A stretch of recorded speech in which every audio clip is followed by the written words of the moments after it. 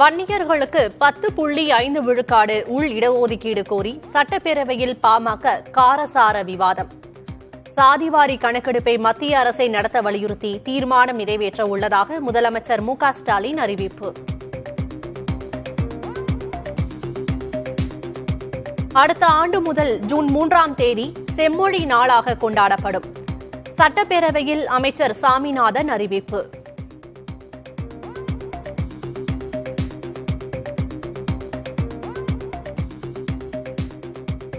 கள்ளக்குறிச்சி விஷசாராய மரணம் தொடர்பாக சிபிசிஐடி விசாரணையில் வெளியான புதிய தகவல்கள். கழிவுநீர் கால்வாய் தோட்டங்களில் மெத்தனால் பேரல்களை மறைத்து வைத்து விற்பனையில் ஈடுபட்டது அம்பலம்.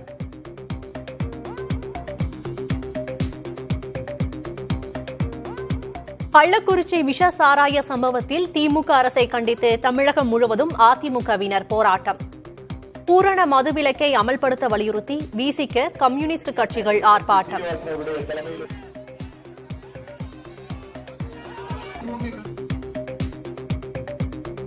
குலதெய்வ வழிபாட்டை தடை செய்ய வேண்டும் என ஆளுநர் கூறியதாக பரவிய செய்தி முற்றிலும் பொய்யானது. ஆளுநர் மாளிகை விளக்கம்.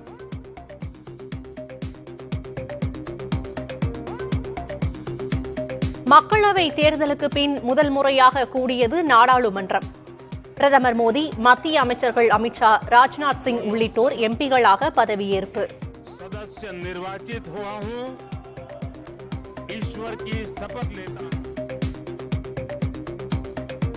மக்களவையில் புதிய எம்பிக்களுக்கு பதவி பிரமாணம் செய்து வைத்தார் தற்காலிக சபாநாயகர் பக்ருத் ஹரி மக்தாப். 8 முறை எம்பியாக தேர்வான கொடிக்குன்னில் சுரேஷை நிராகரித்தது ஏன் என காங்கிரஸ் கேள்வி.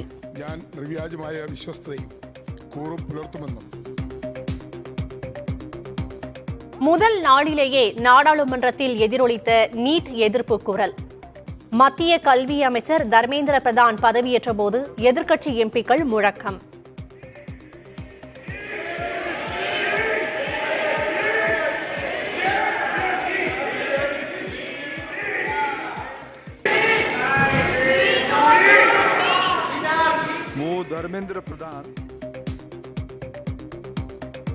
நாடாளுமன்றத்தில் இனி பாஜகவுக்கு ஆதரவு இல்லை என ஒடிஷா முன்னாள் முதலமைச்சர் நவீன் பட்நாயக் அறிவிப்பு.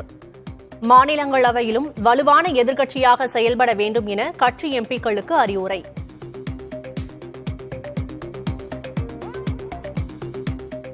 மணிப்பூரில் நிரந்தர அமைதியை ஏற்படுத்த வலியுறுத்தல். குக்கி சமூக மக்கள் பேரணி.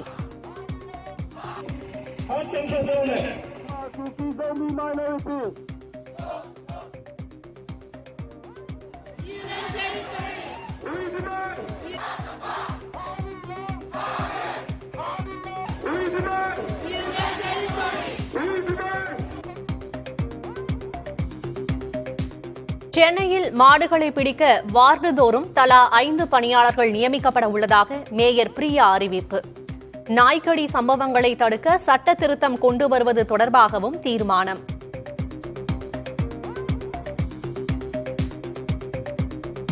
சென்னானூர் அகழாய்வில் கண்டெடுக்கப்பட்ட புதிய கற்கால வெட்டுக்கருவி.